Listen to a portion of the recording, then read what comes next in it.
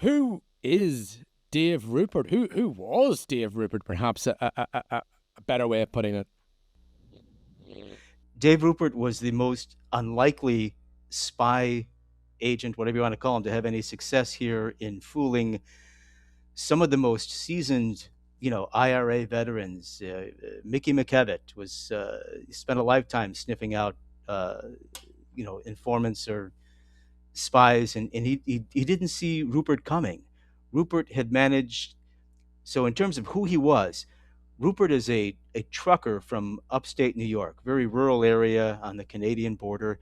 Had been an attempted entrepreneur, businessman, tried several businesses with never a lot of success, but mostly a trucker. Mostly he drove trucks around the country, lived in Chicago, Florida, different kinds of places, um, and just an unlikely series of events. He's a big guy. He's like 6'7", 300 pounds. Um, he goes into an Irish pub in Florida and sees this beautiful redhead he wants to go out with, and he does. And she turns out to be this high powered lobbyist who is very involved with Irish politics. And she brings him over to Ireland, introduces him to some folks that are involved with the IRA, and that's how the whole. So it's like an American tourist because he doesn't. Rupert doesn't sound very Irish even. It's an American tourist. He meets someone in a bar, and she gets him. Supposed to go to other bars in Ireland, and if you pitch this to Hollywood, they would just say it's ridiculous. But nevertheless, he falls in with some company. Is that a way of putting it?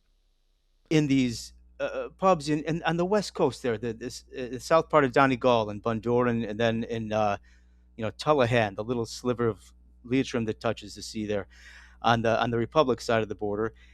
And there's guys. Joe O'Neill is a town councilor. He's a Republican Sinn Féin town councilor in Bundoran. Vince Murray, who's a Sinn Féin town councilor in Sligo, and they're friends with this Linda Vaughn, the woman that Rupert had picked up in the bar, and he comes in with Linda on his arm, so that gives him some credibility, and folks assume, oh, okay, he must be with us, he must be with the cause. Rupert's not Irish, he's Protestant, he doesn't know anything about the conflict in the North, but they start talking to him about what's going on, and he's a good listener, a sympathetic ear. He's kind of a salesman. He's a good talker, and as they're telling him about their frustrations of not making more progress in getting the entire, government of Britain out of Northern Ireland, he's nodding and saying, "Well, it's like Vietnam. You're not sending enough body bags home to London." And they think, "Hey, listen to him. He's one of us. He supports our cause." Whereas he's just in his mind analyzing what's going on and telling them what they need to do different. And that kind of makes him a local hero. These conversations happen. I can assure you they happen in Dublin everywhere all the time. I mean, an American tourist arrives and Yes. he sits down and he listens and he's fascinated, and he gets people talking to him about various things. Sometimes they're called barstool Republicans, and although he seems to have met people who Yeah. were genuinely involved in republicanism, I mean, so he gets involved in this. I mean, how do you get to the FBI then? And So in Chicago, there's an FBI agent by the name of Ed Buckley who's been tasked with trying to stop the flow of money from the U.S. to Ireland. In the 80s, the American Marines are in Lebanon and they're being bombed in Beirut. And America is asking Britain, who's had long established spy networks in the Middle East, for help in fighting Islamic terrorism. And the British say, okay, we'll help you. Could you give us a hand with these IRA supporters in your country? We're having there's bombs going off in mainland Britain and in the north, financed in part by Irish American donations. Could you do something about that? So Buckley is the FBI agent charged with doing something about that. And in our tape, we chronicle a series of disasters he had trying to recruit, spies into the Irish community in Chicago, which didn't go very well. But then he gets a couple of pictures from the MI5 or some British source that show Rupert meeting with these Republican pub owners on the west of Ireland there, and Rupert stands out. Isn't someone they'd seen before. So this is a year after Rupert has broken up with Linda Vaughan. He's just going about his trucking business, not really thinking anything of his time in Ireland, which he enjoys Ireland. He likes going back there, and he's still continuing to meet with these pub owners, just having his friendly chats. But he's in his trucking office in Chicago when the FBI walks in and slaps these photos down on his desk. And when Rupert hears that the FBI is there, he's had a lifetime of, borderline deals with his businesses. He's wondering what the FBI might be there for. Could they be there for the $750,000 he owes in taxes that he had, had in a failed company? When they slap down these photos of him meeting with Joe O'Neill from Bundoran and Vincie Murray from Sligo, he's relieved. He's like, "Oh, is that all? Oh, they're just drinking buddies." And he knows he has no skin in the game here. He's not Irish. He's not. I mean, he's Protestant. He really doesn't have a stake in the North struggle. He hasn't been helping the IRA, so he knows he has little to fear. And Buckley tells him, "How'd you like to go to work for us, spying on your buddies?" This story obviously gets very, very serious, so I'm not taking that away from it. But up to this point, it sounds like, The Hangover Part 4. The American Yes. the American tourist.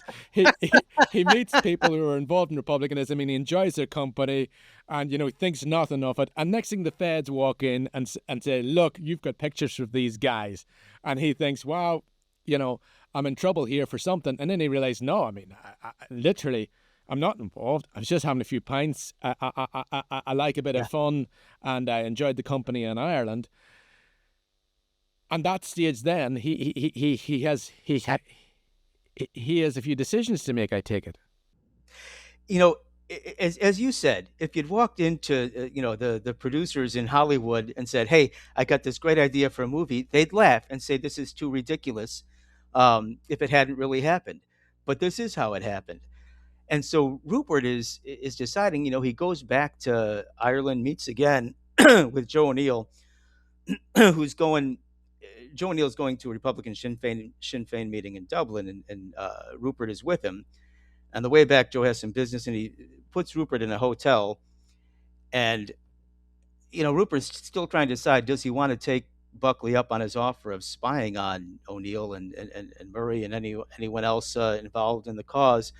And he realizes he's got Ed Buckley's FBI card in his pocket, and he says, "Oh no! What if they come and find this? They're going to kill me, torture me." And so he breaks it up and he eats it. At some point, he decides, "Yeah, you know what? I'll try this. The FBI is going to fund my trips to Ireland. I get free trips to Ireland out of the deal. I'll do it." He does not have, a strong conviction, even though, O'Neill and Murray think they've won him over to the cause. They really haven't. He's just being polite. So he agrees to do it. Up to this point, as unbelievable as it must seem, it's all kind of plausible because we know what happened. But one of the big things is how did he actually get himself into the situation where he was trusted, where he was thought of as a Republican, where he was thought of as a convert, where he was trusted? So when you're as big a guy as Rupert is, he has to work overtime at seeming non-threatening. So how do you make yourself non-threatening? He had a very easygoing manner, a sort of country folksy charm, where he could sort of put you at ease. And as big as he was, he puts his cap on and slinks back into the booth and tries to look small and not be alarming to you.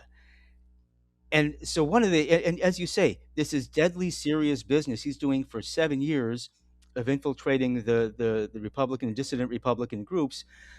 But there are so many great comedies going through this, where Rupert comes up with this scheme of, "Hey, how about the FBI gives me the money to lease a pub in Tullahan that is frequented by northern, Republicans from Dungannon."